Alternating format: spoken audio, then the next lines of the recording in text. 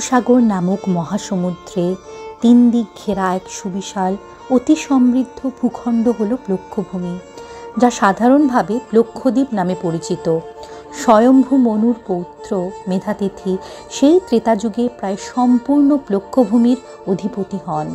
তার অতি দীর্ঘকালের সুশাসন এবং যোগ্য নেতৃত্বে প্লক্ষভূমিতে এক অত্যন্ত বৈচিত্র্যময় সভ্যতার উন্মেষ ঘটে।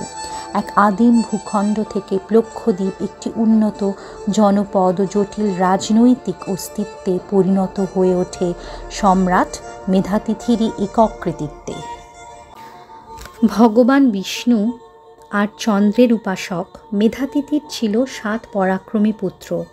তাদের নাম আনন্দ, শান্তভয়, শিব, শিশির, ক্ষেমক, সুখোদয় ও ধ্রুব।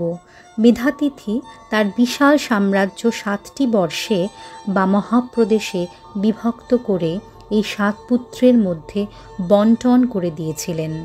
বিভাগগুলির নামকরণ হয় পুত্রদের নামানুসারেই।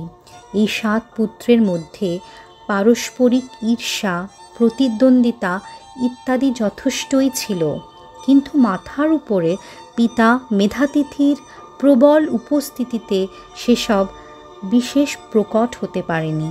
ভ্রাতায় ভ্রাতায় নানা রকম দ্বন্দ্বই প্লক্ষভূমির ভবিষ্যৎ রাজনৈতিক জটিলতার বীজ বপন করে।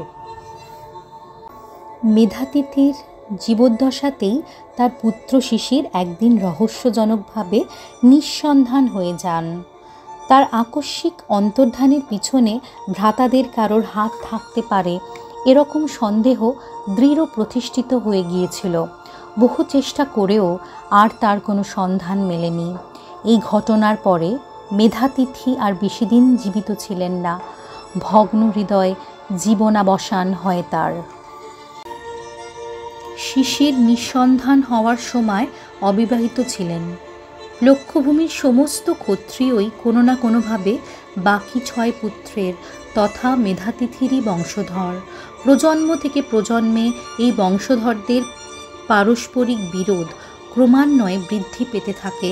তাদের সম্পর্ক জটিল থেকে জটিলতর হতে থাকে। উপরন্তু মেধাতিথির রাজত্বকালের পর থেকেই বিভিন্ন আঞ্চলিক শক্তি মাথাচাড়া দিতে শুরু করেছিল তার পুত্রদের অধিগত মহাপ্রদেশগুলিতে।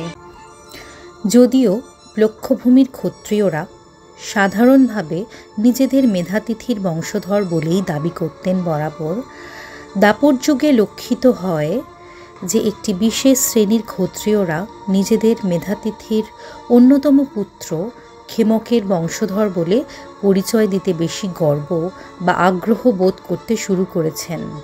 এরা বিশ্বাস করতেন এদের পূর্বপুরুষ ক্ষেমক নাকি ছিলেন মেধাতিথির শ্রেষ্ঠ সন্তান এবং মূলত তারই বলবীর্যের সহায়তায় মেধাতিথির পক্ষে সাম্রাজ্য বিস্তার করা সম্ভব হয়েছিল।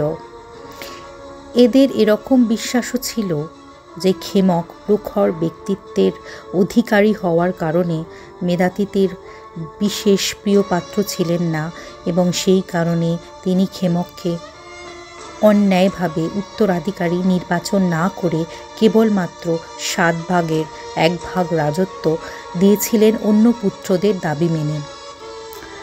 ফলত যারা নিজেদের ক্ষেমকের বংশধর মানতেন তারা অন্য ক্ষত্রিয়দের প্রতি প্রচ্ছন্ন বিদ্বেষ পোষণ করতেন। এই ক্ষেমকের বংশধর ক্ষত্রিয়রা ক্ষেমধূত বলে পরিচিত ছিলেন। ক্ষেমধূতরা সূর্যের উপাসক ছিলেন এবং তাকেই একমাত্র আরাধ্য ঈশ্বর বলে মানতেন। দাপর যুগের মাঝামাঝি ক্ষেমধূতদের এই জাত্যাভিমান হঠাৎই অত্যন্ত দৃষ্টিকটুভাবে বৃদ্ধি পায়। এরা প্রকাশ্যেই নিজেদের পৃথিবীর শ্রেষ্ঠতম জাতি বলে প্রচার করতে শুরু করেন।